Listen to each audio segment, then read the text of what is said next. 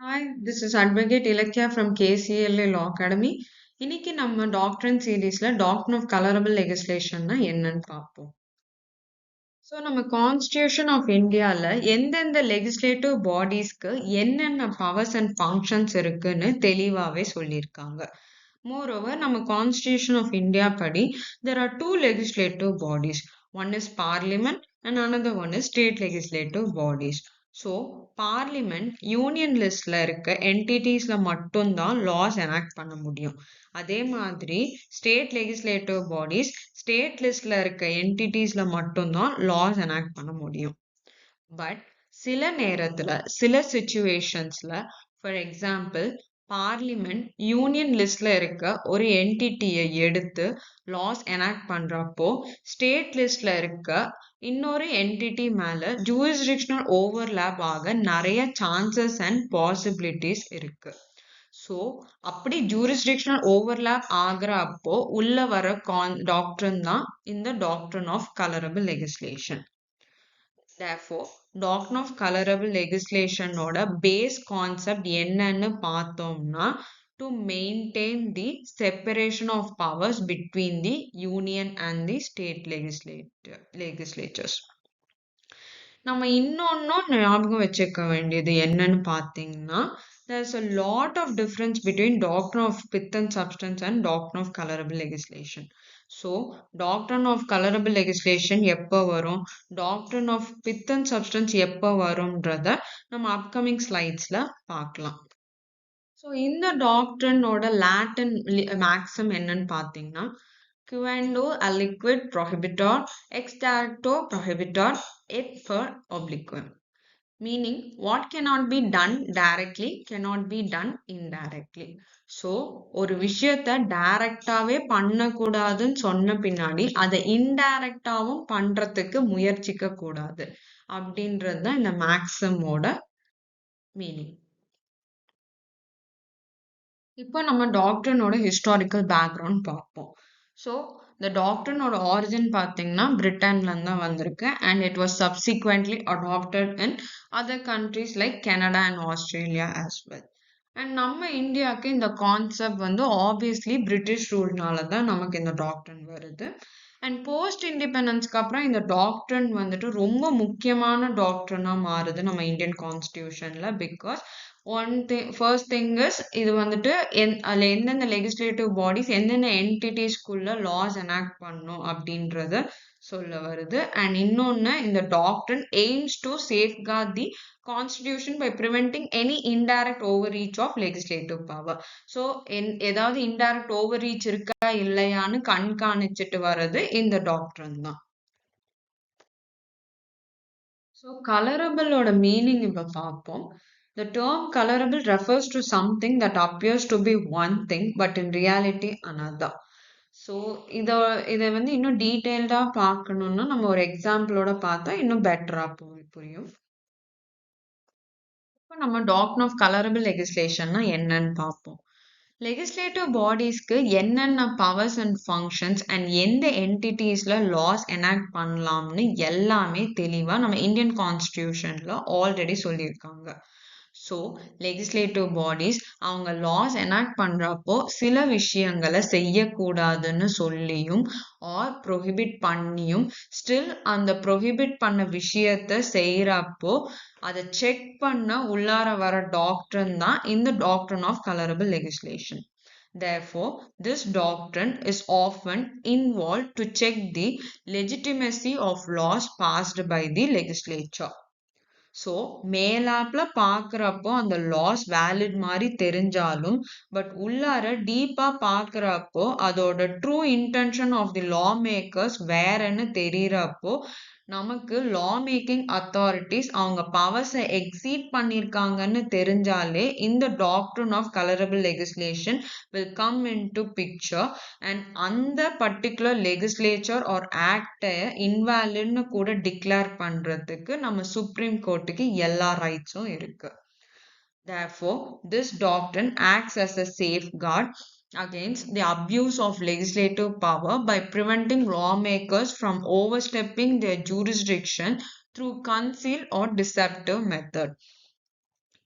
This means, so ஒரு legislative body law make பண்றப்போ jurisdictional overreach டைரக்டாவோ இன்டைரக்டாவோ பண்ணக்கூடாதுன்னு ப்ரொஹிபிட் பண்ணியிருக்காங்கன்னா அதை மதிச்சு legislative bodies அந்த jurisdictional overreach பண்ணாம இருக்கணும். So why this doctrine is called fraud on the constitution? So fraud on the constitution question paperல எங்கேயாச்சும் கேட்டிருக்காங்க அப்படின்னா நீங்க அப்போ மென்ஷன் பண்ண வேண்டிய டாக்டரின் வந்து டாக்டரின் ஆஃப் கலரபிள் லெகிஸ்லேஷன் பத்தி தான். So why the doctrine is called fraud on the constitution அப்படின்னு பார்த்தோம் அப்படின்னா law makers law enact பண்றப்போ சில ரூல்ஸ் ரெகுலேஷன்ஸ் அண்ட் ப்ரொசீஜர்ஸை ஃபாலோ பண்ணணும். அதாவது law makers அவங்களுக்கு சொல்லியிருக்க வரம்புல தான் laws enact பண்ணணும். But law makers law enact பண்றப்போ அவங்க வரம்பை மீறி பண்றாங்க. ஆனால் அவங்க அந்த வரம்புக்குள்ளாரதான் laws enact பண்ணிட்டு இருக்கோம்னு சொல்லியே லீகலா தான் இந்த laws enact பண்றோம்னு ஒரு இமேஜை கொண்டு வராங்க பாத்தீங்களா, அதுதான் fraudulent in nature. So when one thing is wrong na it is wrong only. அதோட நேச்சரோ கலரோ லாங்குவேஜோ ஃபார்மையோ எப்படி மாத்தினாலும் அது ரைட் ஆக முடியாது. அதுதான் இந்த fraud on the constitution சொல்ல வருது. And it is very pertinent to know that doctrine of colorable legislation is coming into picture in order to ensure and limit the parliament and state legislatures from overstretching their powers beyond the competence of its purpose. So இந்த doctrine பார்த்தீங்கன்னா it acts as a watch ஆட்டும் பாக்குது. பார்லிமெண்ட்டும் state லெகிஸ்லேச்சர்ஸும் அவங்கவுங்க பவர்ஸ்குள்ளதான் loss enact பண்றாங்களா இல்ல பியாண்டா போறாங்களா, லா makers அவங்களோட பவர்ஸை misuse பண்றாங்களா, லாஸ் அந்த லெகிஸ்லேச்சர்ஸ் வந்துட்டு அந்தந்த என்டிட்டிஸ்குள்ளதான் லாஸ் எனாக்ட் பண்ணியிருக்காங்களா, இல்ல லாஸ் வந்து அந்த என்டிட்டியும் தாண்டி போகுது அப்படின்னா then this doctrine will come into picture. So if anything is prohibited directly, it is also prohibited indirectly. இது நம்ம ஃபர்ஸ்ட்ல இருந்தே பார்த்துட்டு இருக்கோம். So constitutional validity of this doctrine என்னன்னு பார்ப்போம். So as per Article 246 and 7th schedule of our Indian Constitution, Parliament union லிஸ்ட்ல கொடுத்திருக்க 97 சப்ஜெக்ட் மேட்டர்ஸ்ல லாஸ் எனாக்ட் பண்ணலாம். ஸ்டேட் லெகிஸ்லேட்டிவ் பாடிஸ் ஸ்டேட் லிஸ்ட்ல கொடுத்திருக்க 61 சப்ஜெக்ட் மேட்டர்ஸ்ல லாஸ் எனாக்ட் பண்ணலாம். அண்ட் கன்கரண்ட் லிஸ்ட்ல there are 52 subject matters and அந்த 52 சப்ஜெக்ட் மேட்டர்ஸ்ல ஸ்டேட் லெகிஸ்லேட்டிவ் பாடிஸும் லாஸ் எனாக்ட் பண்ணலாம், பார்லிமெண்ட்டும் லாஸ் எனாக்ட் பண்ணலாம். But we have to remember one thing over here. என்னன்னு பார்த்தோம்னா இப்போ ஒரு என்டிட்டி, ஃபார் எக்ஸாம்பிள் எஜுகேஷன்ற என்டிட்டி, அதாவது கன்கரண்ட் லிஸ்ட்ல சொல்றேன், எஜுகேஷன்ற என்டிட்டி நம்ம எடுத்தோம் அப்படின்னா ஸ்டேட் லெகிஸ்லேட்டிவ் பாடிஸும் அது சம்பந்தமா லாஸ் எனாக்ட் பண்றாங்க, பார்லிமெண்ட்டும் அது சம்பந்தமா லாஸ் எனாக்ட் பண்றாங்க அப்படின்னா அப்போ அங்க டாக்ட்ரின் ஆஃப் ரிபக்னன்சி உள்ள வரும். டாக்ட்ரின் ஆஃப் ரிபக்னன்சினா என்னன்றத நம்ம நெக்ஸ்ட் வீடியோல பார்ப்போம். Now coming back to doctrine of colorable legislation. So doctrine of colourable லெகிஸ்லேஷனோட முக்கியமான ஃபங்க்ஷன் என்னன்னு பார்த்தோம்னா பார்லிமெண்டா இருக்கட்டும் ஸ்டேட் லெகிஸ்லேட்டிவ் பாடிஸா இருக்கட்டும் அவங்கவுங்க ரெஸ்பெக்டிவ் லெகிஸ்லேட்டிவ் காம்பிடன்ஸ்குள்ள இருக்கிற என்டிட்டிஸ்லயோ சப்ஜெக்ட் மேட்டர்ஸ்லயோ லாஸ் எனாக்ட் பண்ணுன்றது தான் இந்த டாக்ட்ரினோட மெயின் பர்பஸா இருக்கு. இப்போ நம்ம எக்ஸாம்பிள்ஸ் ஆஃப் கலரபிள் லெகிஸ்லேஷன் பார்ப்போம் for better understanding of this doctrine. இப்போ எக்ஸாம்பிள் 1 பார்த்தீங்கன்னா ஸ்டேட் வந்து ஒரு லா பாஸ் பண்றாங்க regarding registration fee on luxury cars, அதாவது ஃபீஸ் எப்படி இருக்கணும் அப்படின்ட்டு எல்லாம் எனாக்ட் பண்றாங்க. பட் அந்த ஃபீ வந்து பார்க்க ரொம்ப அதிகமா இருக்கு and where it functions like a tax. சரி, இதையே நம்ம கலரபிள்னு சொல்றோம்னு பார்த்தீங்கன்னா ஸ்டேட் வந்துட்டு வெளிப்புறத்துக்கு அது ஃபீன்னு காமிக்கிறாங்க, ஃபீ தான் இது அப்படின்னு காமிச்சு கலர் அடிச்சு கோட்டிங் கொடுக்குறாங்க, இது ஃபீஸ் தான் அப்படின்ட்டு. ஆனா உள்ளார பார்த்தாதான் தெரியுது அது டாக்ஸா, அது வந்து டாக்ஸ் ஆட்டம் ஆக்ட் ஆகுது அப்படின்ட்டு. So if it acts like a tax it's a tax. அது என்னதான் இருந்தாலும் அது டாக்ஸ் தான். அது வந்துட்டு நம்ம ஃபீன்னு தான் சொல்லி இன்டைரக்டாலாம் இது பண்ண முடியாது. எக்ஸாம்பிள் 2 பார்த்தீங்கன்னா, கவர்மெண்ட் வந்து passes a land acquisition law that applies only to land owner by opposition parties claiming it for highway. Like என்னன்னா கவர்மெண்ட் வந்துட்டு லேண்ட் அக்விசேஷன் பண்ண போறோம். ஆனா யாரோட லேண்ட் அக்வயர் பண்ண பாக்குறாங்கன்னு பாத்தீங்கன்னா ஆப்போசிஷன் பார்ட்டி லீடர்ஸோட தான் அக்வயர் பண்ண போறோம். கேட்டா ஃபார் ஹைவே பர்பஸ்ன்னு சொல்றாங்க.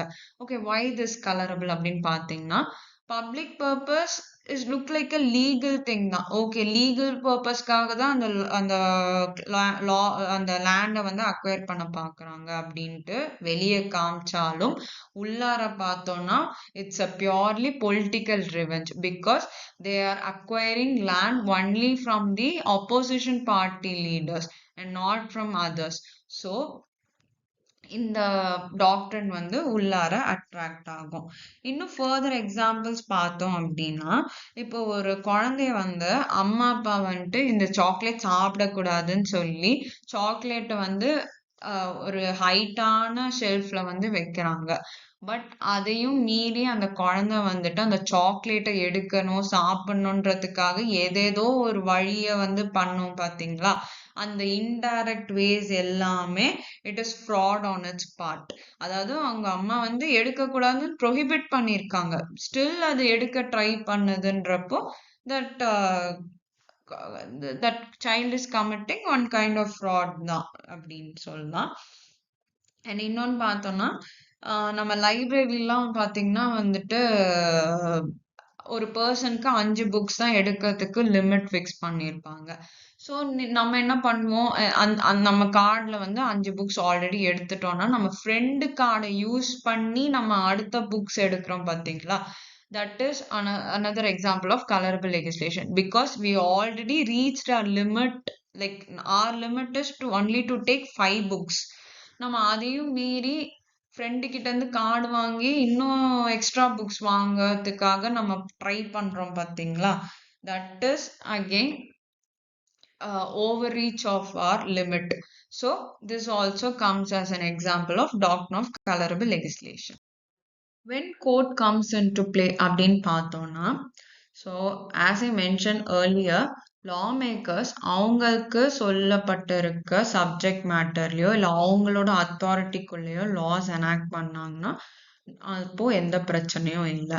But when they are exceeding their authority or exceeding their competence அப்போ நம்ம கோர்ட் கண்டிப்பா உள்ள வருவாங்க.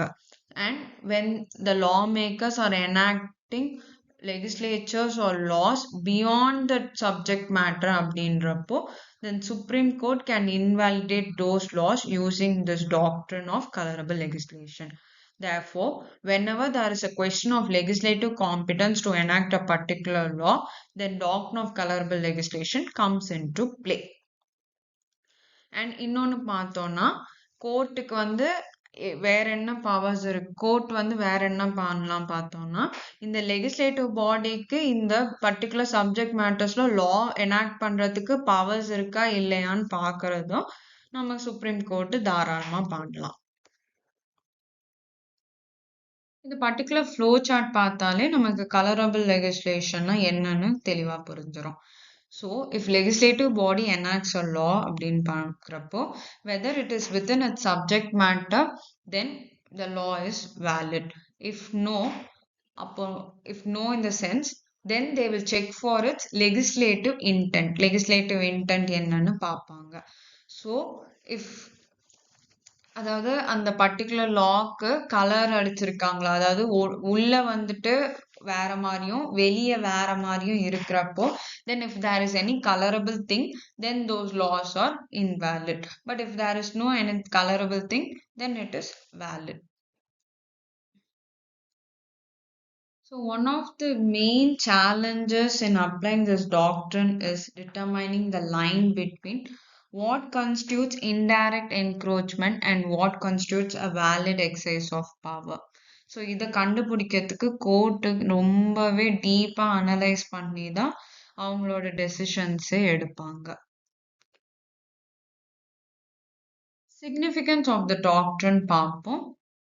ஸோ ஃபர்ஸ்ட் சிக்னிஃபிகன்ஸ் என்னன்னு பார்த்தோம்னா, it prevents the misuse of legislative authorities power. So அந்த லெகிஸ்லேட்டிவ் அத்தாரிட்டி அவங்களுக்கு சொல்லப்பட்டிருக்க ரூல்ஸ் அண்ட் ரெகுலேஷன்ஸை ஃபாலோ பண்ணும். அவங்களுக்கு சொல்லக்கூடிய ப்ரொசீஜர்ஸில் தான் லாஸ் எனாக்ட் பண்ணும். அதை தாண்டி பண்ணக்கூடாது. செகண்ட் சிக்னிஃபிகன்ஸ் பார்த்தோம்னா, இட் அந்த லெகிஸ்லேட்டிவ் பாடி வந்துட்டு அந்த சொல்லப்பட்டிருக்க சப்ஜெக்ட் மேட்டர்ல தான் லாஸ் எனாக்ட் பண்ணியிருக்காங்களா இல்லையான்ட்டு பார்க்கணும். பார்க்கறது இந்த டாக்டர்னோட வேலை. If the legislative body has exceeded their power by enacting a law which is outside their scope, then the court will come into play and appo court can declare that law as unconstitutional. Fourth significance என்னன்னு பார்த்தோம்னா, when legislature தான் வந்து dominant position வந்துட்டாங்கன்னா, then அதோட powers and அதோட அத்தாரிட்டியை வந்து மற்ற organs ஆன எக்ஸிக்யூட்டிவ்க்கும் ஜுடிஷியரிக்கும் கண்டிப்பா இம்போஸ் பண்ணுவாங்க. Then it will become a threat to the concept of separation of powers. So அதை வந்து ப்ரிவென்ட் பண்றதுக்கு ரெஸ்கியூக்கு வர டாக்டர் தான் இந்த doctrine of colourable legislation. It also emphasized the legislature to act more vigilantly, and it also examined the competence of legislative body and limits overstretching power. Limitations of doctrine என்னன்னு பார்ப்போம். First one subordinate legislation. இப்போ primary லெகிஸ்லேஷன் ஒன்று already எக்ஸிஸ்டன்ஸ்ல இருக்கிற பட்சத்துல அதுக்கு கீழே subordinate லெகிஸ்லேஷன் ஒன்று enact பண்றாங்கன்னா அப்போ இந்த டாக்ட்ரின் ஆஃப் கலரபிள் லெகிஸ்லேஷன் உள்ள வராது. Because the subordinate legislation is already a part of primary legislation. Second one constitutional limits unrestricted. இப்போ constitution, when constitution does not set boundaries on the legislative power for a specific issue, then the doctrine cannot be invoked to challenge the legislation on the grounds of being colorable. Third one, டாக்டரினை பொறுத்த வரைக்கும் good or bad இன்டென்ஷன்ஸ்லாம் முக்கியம் இல்லை. அந்த particular subject மேட்டர்ல laws enact பண்ணியிருக்காங்களா, whether it is within its jurisdiction or not அப்படின்றது மட்டும்தான் இந்த டாக்டர் ஆஃப் கலரபிள் லெகிஸ்லேஷன் பார்க்கும். இந்த ஸ்லைட்ல நம்ம difference between doctrine of pith and substance and doctrine of colourable legislation பார்ப்போம். ஸோ ஃபர்ஸ்ட் காலம்ல aspect, second column doctrine of pith and substance, third column doctrine of colourable legislation. பர்பஸை பொறுத்த வரைக்கும் pith and சப்ஸ்டன்ஸ்ல determine the true nature of legislation, colourable லெகிஸ்லேஷன்ல prevent disguise legislation or indirect overreach. Focus பார்த்தோம்னா substance and essence of law தான் pith and சப்ஸ்டன்ஸ்ல முக்கியம். Intent and effect R determine and not the form under colourable legislation. Presumption under Pith and Substance presumes legislature acts within its limit. Under colorable legislation presumes legislature may be trying to bypass its limits. Encroachment la doctrine of Pith and Substance allows incidental encroachment, whereas doctrine of colorable legislation does not allow indirect or disguised encroachment. When applied under Pith and Substance in case of overlapping legislative powers, under colorable legislation in case of fraud or disguise by the legislature. Validity of the enactment. Under Pith and Substance, enactment can be still valid with minor encroachment. Under colorable legislation, enactment is invalid if it is beyond the constitution. Judicial approach. Under Pith and Substance, court takes a liberal and flexible approach. Under colorable legislation, court takes strict and watchful approach. Outcome for legislature. Under Pith and Substance, supports legislative competency with flexibility. Under colorable legislation, restrains legislature from constitutional misconduct. இப்போ நம்ம case laws பார்க்கலாம். So doctrine of colourable லெகிஸ்லேஷனோட significance எந்த கேஸ்லேருந்து ஆரம்பிக்குதுன்னு பார்த்தோம்னா, K K Verma versus union of India 1954 கேஸ்லேருந்து தான் ஆரம்பிக்குது. Where the Supreme Court of India examined the issue of Union Parliament passing a law that appeared to be within its power, but was actually an indirect regulation of matter falling within the state list. So union parliament ஒரு லா வந்து enact பண்ணுறாங்க, but அது பார்க்கறதுக்கு எல்லாமே அதோட பவர்ஸ்குள்ளே enact பண்ணுற மாதிரி தான் இருந்தாலும் கடைசியில் பார்த்தோன்னா there is an indirect regulation of a matter falling within the state லிஸ்டோட என்டிட்டியில் ஃபாலோ ஆகுது. ஸோ அப்போ இந்த doctrine of colourable legislation use பண்ணி அந்த லாஸே வந்து ஸ்ட்ரைக் டவுன் பண்றாங்க நம்ம சுப்ரீம் கோர்ட் ஆஃப் இந்தியா. நம்ம இப்ப மத்த கேஸ் லாஸ் பார்ப்போம். அதுல வந்துட்டு state of Bihar versus Kameshwar Singh 1952. இந்த கேஸ்ல வந்து பார்த்தோம்னா 3 இந்தியன் ஸ்டேட்ஸ் ஆன பீகார், மத்திய பிரதேஷ் அண்ட் உத்தர் பிரதேஷ் 1950ல லேண்ட் ரிஃபார்ம்ஸ் ஆக்ட் 1915 ஒன்று எனாக்ட் பண்றாங்க to abolish the zamindari system in those region. And the main purpose of the act என்னன்னு பார்த்தோம்னா லேண்டை வந்து ஜமீன்தாஸ் கிட்ட இருந்து எடுத்துட்டு அண்ட் அந்த லேண்டோட கண்ட்ரோல் எல்லாமே ஃபார்மர்ஸ்க்கு கொடுக்கணுன்றதும் பிளஸ் மோர் ஓவர் ஃபார்மருக்கும் கவர்மெண்ட்டுக்கும் தான் டைரக்ட் டீலிங் இருக்கணும், ஜமீன்தாஸ் இனிமேல் நடுவில் வரக்கூடாது அப்படின்றது தான் இந்த main purpose of the act. So இந்த ஜமீன்தாஸ்லாம் என்ன ஆர்கியூ பண்றாங்க அப்படின்னு பார்த்தோம்னா கவர்மெண்ட் வந்துட்டு என்னதான் இந்த பப்ளிக் வெல்ஃபேர்க்காக இந்த ஆக்ட் எனாக்ட் பண்ணியிருக்குன்னு சொல்லியிருந்தாலும் இது ஜமீன்தாஸை தான் ஃபுல்லாக டார்கெட் பண்ணுது. So it is very unfair on the part of the government. And இன்னும் என்ன ஆர்கியூ பண்றாங்க அப்படின்னு பார்த்தோம்னா real intention of the law was not legal and it is colourable legislation zamindars argue பண்றாங்க. But the supreme court of India has clearly held that ஆக்ட்ல some of the provisions வந்து ஹார்ஷாவும் அகெயின்ஸ்டாவும் ஜமீன்தாஸ்க்கு இருந்தாலும் as a whole of the act it is valid அப்படின்னு சொல்றாங்க. Government வந்து இந்த step வந்து எடுத்தது ஒரு ஜென்யூன் காஸ்க்காக தான். So the whole act is valid. Only the provision which is harsh and against the zamindars அதை மட்டும் ரிமூவ் பண்ணிட்டு மற்றதெல்லாமே அப்படியே வச்சுக்கலாம் அப்படின்றத சுப்ரீம் கோர்ட் ஹெல்ப் பண்றாங்க. அடுத்த கேஸ் பார்த்தோம்னா கேசி கணபதி நாராயண் தியோ வர்சஸ் ஸ்டேட் ஆஃப் ஒரிசா. இந்த கேஸ்ல வந்து என்னன்னு பார்த்தோம்னா 1950ல ஒரிசா கவர்மெண்ட் வந்து ஒரு புது ரூல் கொண்டுட்டு வந்தாங்க, how to collect tax from agriculture income அப்படின்றது. பட் ஆனால் சம் ஆஃப் தி ஜமீன்தார்ஸ் வந்து ஹாப்பியா இல்லை. பிகாஸ் அவங்க என்ன பண்றாங்க அப்படின்னா இது வந்து எங்களோட இன்கம் குறைக்கிறதுக்காக கவர்மெண்ட் பண்ற சதி வேலை இது. ஸோ இது வந்துட்டு கவர்மெண்ட் சைட்ல வந்து ஃபேரே கிடையாது. கவர்மெண்ட் வந்துட்டு எங்க லேண்ட்ஸ் எல்லாம் எடுத்துட்டு அவங்க ஒரு டாக்ஸ் இம்போஸ் பண்றாங்க which is very fraud on the part of the government அப்படின்ட்டு ஆர்கியூ பண்றாங்க ஜமீன்தாஸ் எல்லாரும். பட் சுப்ரீம் கோர்ட் என்ன டிசைட் பண்ணியிருக்காங்க அப்படின்னு பார்த்தோம்னா அக்ரிகல்ச்சர் இன்கம்ல டாக்ஸ் போடுறது வந்து government is doing as per the constitution and Orissa government has full power to make laws on this அப்படின்றது தெளிவா சொல்லிட்டாங்க. Therefore this law is valid and legal னு சொல்லிட்டாங்க. And moreover the act is within the legislative competence of a state and this falls under the state list அப்படின்றதே தெளிவா Supreme Court help பண்ணிட்டாங்க. Next case என்னன்னு பார்த்தோம்னா MR Balaji versus state of Mysore 1962. இந்த case வந்து என்னன்னு பார்த்தோம்னா கவர்மெண்ட் வந்து என்ன பண்றாங்க 68% சீட்ஸை வந்துட்டு educational institution for backward classes under article 15 clause 4 படி ரிசர்வ் பண்றாங்க. ஸோ இந்த excessive reservation was a colourable exercise of power or violating ஈக்குவாலிட்டின்றது தான் இந்த கேஸோட இஷ்யூ. மைசூர் கவர்மெண்ட் என்ன ஆர்கியூ பண்றாங்கன்னு பார்த்தோம்னா 62% of seats in medical and engineering colleges will be reserved for these backward groups and only 32% of seats will be left open for everyone else based on the merit அப்படின்னு argue பண்றாங்க. But ஆனா வந்துட்டு நம்ம supreme Court என்ன help பண்றாங்க அப்படின்னு பார்த்தோம்னா 62% reservation is so high and not fair அப்படின்றத டிக்ளேர் பண்றாங்க. அண்ட் ஆர்டிகல் 15 clause 4ல வந்துட்டு reservation for backward classes allow பண்ணியிருந்தாலும் but it should be reasonable and balanced அப்படின்றதையும் சுப்ரீம் கோர்ட் சொல்றாங்க.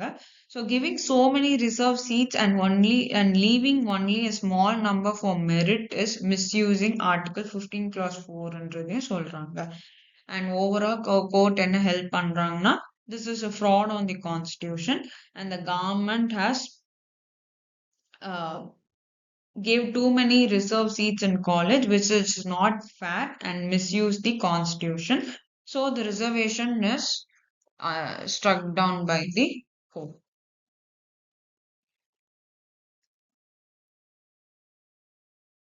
இந்த வீடியோல நம்ம டாக்டர் ஆஃப் கலரபிள் லெகிஸ்லேஷன்னா என்னன்னு பார்த்தோம். அதோட origin, meaning plus case laws இது எல்லாத்தையும் நம்ம இந்த வீடியோல பார்த்தோம். நெக்ஸ்ட் வீடியோல நான் வேற ஒரு டாக்டர்னோட உங்களை மீட் பண்றேன். தேங்க்யூ.